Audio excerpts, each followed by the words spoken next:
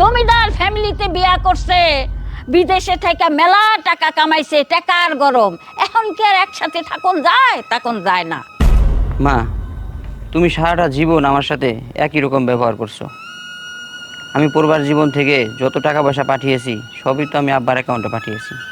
শূন্য হাতে বাড়ি চলে আসছি বলে তোমরা আমার সাথে এরকম স্বার্থপরের মতো ব্যবহার করবা, যেটা আমি কোনোদিনও কল্পনাও করতে পারিনি। বিদেশের উপার্জনের সমস্ত টাকা তোমাদের হাতে তুলে দিয়ে যখন শূন্য হাতে বাড়িতে ফিরে আসলাম, আর তোমরা আমাকে আলাদা করে দিলে। কথায় আছে না, রাখে আল্লাহ মারেকে।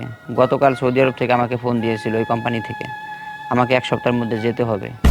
বাবা, আমাকে ভুল হয়ে গেছে বাবা, তুই আমাকে উপরে রাগ করিস না, আমাকে মাফ করে দে বাবা। আমিও নিজকে বদলে ফেলবো ভাইয়া। আমি চাকরি করব, আর আজ আজে কোনো টাকা পয়সা নষ্ট করব না।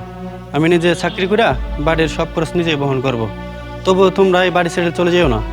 ভাবি, তুমি বাইরে বুঝাও। বৌমা, আসলে তো আমরা তোমার প্রতি অনেক অযত্ন অবহেলা করছি।